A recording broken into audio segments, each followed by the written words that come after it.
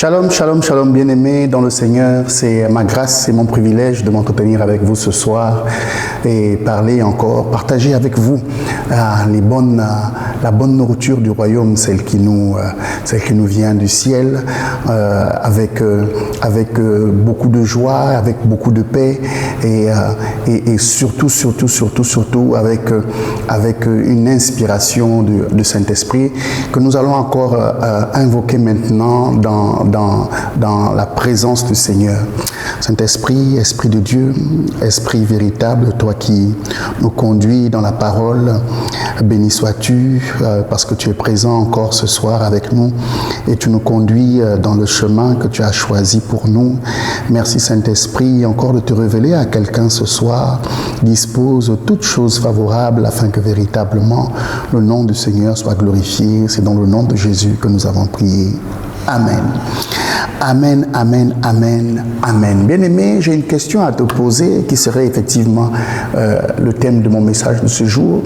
Et la question que j'aurais voulu te poser ce soir, c'est de te demander, est-ce que tu es rentré en possession de ton héritage? Es-tu rentré en possession de ton héritage? La parole de ce jour se situe dans le livre de Hébreux au chapitre 9.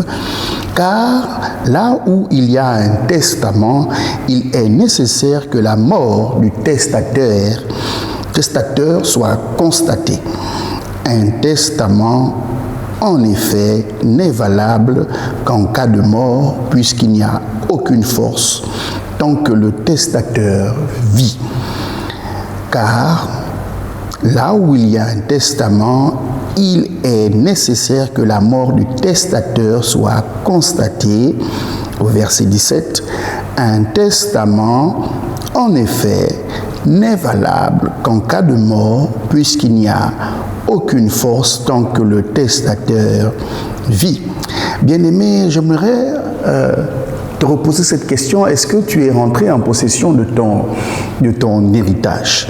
Nous, bien entendu, nous définissons comme des héritiers de notre Seigneur et Sauveur, l'héritier de notre Dieu, de l'Éternel, notre Dieu.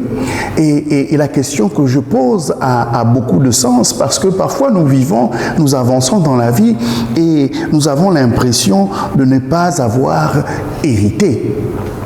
J'ai cette merveilleuse histoire d'un homme très riche avec beaucoup de biens et alors qu'il sentait sa mort arriver, il s'est éloigné très au large avec un bateau et il est allé se recueillir en pleine mer dans un merveilleux bateau. Le soir venant, une tempête va se lever et voici que le bateau va chavirer. L'homme ayant disparu, sans aucune nouvelle, toute sa famille était inquiète. Personne ne savait d'ailleurs même qu'il avait pris un bateau. Et les jours faisant, les semaines faisant, les mois passant, tout le village et toute la contrée étaient inquiets de la disparition de cet homme. Ses comptes en banque étaient totalement pleins et voici que la succession commençait à poser de problèmes. Et les héritiers qui se rendaient au niveau de la police, qui ont fait des recherches éperdues, n'ont pas pu prouver la mort de leur père. Et en l'absence de mort, il était difficile pour le juge d'ouvrir le testament. Il fallait que la disparition dans le droit du village soit constatée, ou du moins il fallait que la mort du testateur soit constatée. Il y avait là tous ces biens, mais comme ils étaient incapables de prouver la mort du testateur, ils ne pouvaient rentrer dans l'héritage qui leur était promis. Bien-aimés, il est très difficile pour certains d'entre nous de comprendre encore que nous sommes co-héritiers avec le Christ. Il est très difficile encore pour nous de comprendre que nous avons hérité de notre Seigneur. Notre héritage n'est pas une donation. Vous savez, nous pouvons de notre vivant, vous pouvez de votre vivant faire une donation à vos enfants. Cette donation suppose que vous sortez une partie de votre patrimoine que vous léguez à votre progéniture.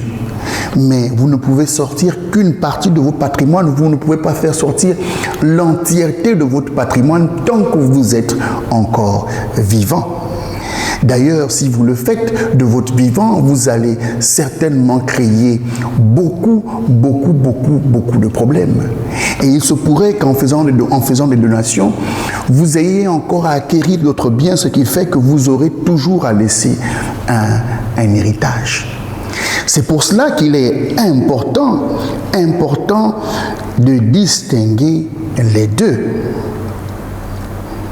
Il y a donc cette règle qui dit que là où il y a un testament, dit-il, il est nécessaire que la mort du testataire soit constatée.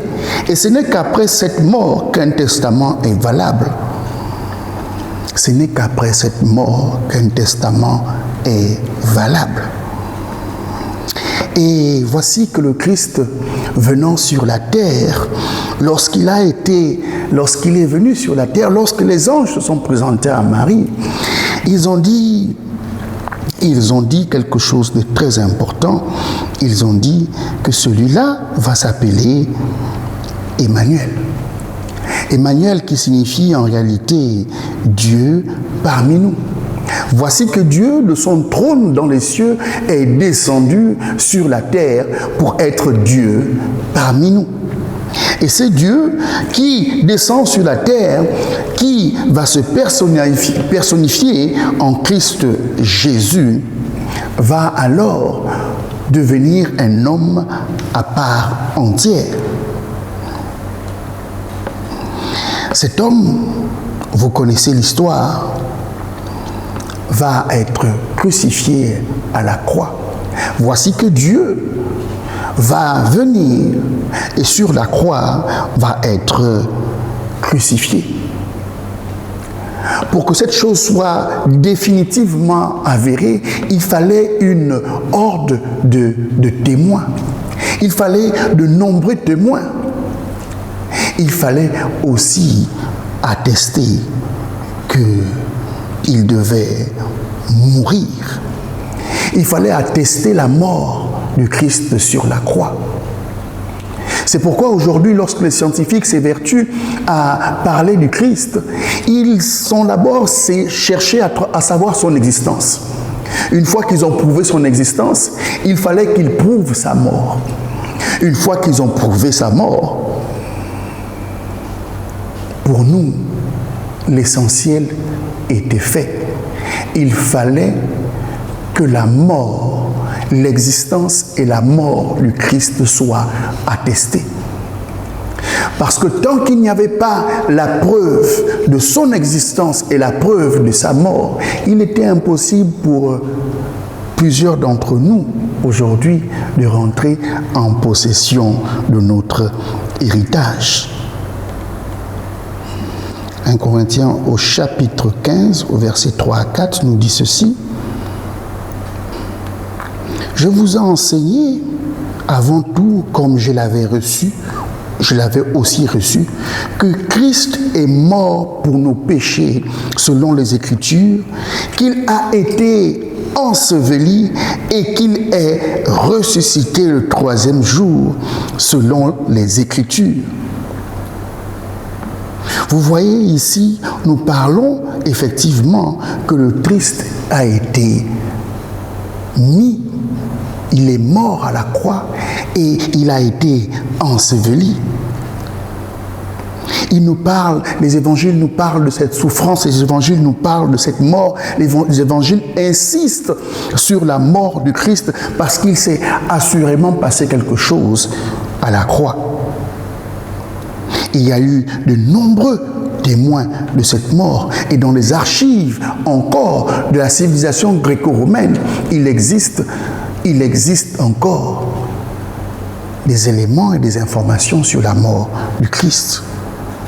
Désormais, nous savons que notre Dieu est mort. notre héritage est disponible. Notre héritage est disponible. Bien-aimés, en proclamant la mort de Christ, en réalité, nous devons prendre conscience que notre héritage est disponible. Nous n'avons tout simplement, face à cette situation, de proclamer et de déclarer que nous sommes héritiers, co-héritiers avec le Christ de notre Seigneur. Devant la situation, devant n'importe quelle situation,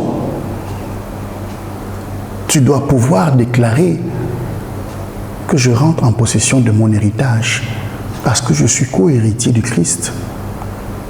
Et l'héritage du Christ n'est pas seulement un héritage spirituel, parce qu'il est mort pour nos meurtrissures, il est mort pour nos souffrances, il est mort pour nos besoins, il est mort pour notre héritage spirituel. Et la question qu'il faut se poser, c'est est-ce que nous avons suffisamment compris que nous sommes en droit de réclamer la part de notre héritage? Hébreux, au chapitre 4, au verset 16, dit ceci: « Approchons-nous donc avec assurance du trône de la grâce, afin d'obtenir miséricorde et de trouver grâce pour être secourus dans nos besoins. » Bien-aimé, je t'invite ce soir à t'approcher du trône de la grâce.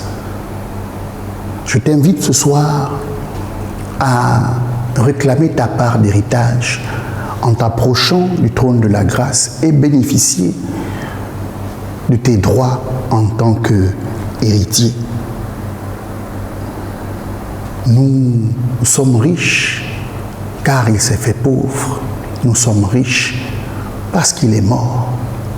Et gloire à Dieu, il est aujourd'hui ressuscité. Béni soit l'Éternel notre Dieu pour ce message. Merci Seigneur, mon Dieu, mon roi, car tu te révèles encore à quelqu'un d'une manière spéciale aujourd'hui, quelqu'un qui n'avait pas conscience qu'il était un héritier et qui se lève aujourd'hui comme un héritier et qui va réclamer sa part d'héritage partout où besoin sera. Béni sois-tu, mon Dieu, mon roi, toi qui nous inspires par ton Saint-Esprit, qui dirige ces temps et ces moments. L'honneur et la gloire sont à toi, dans le nom de Jésus. Amen.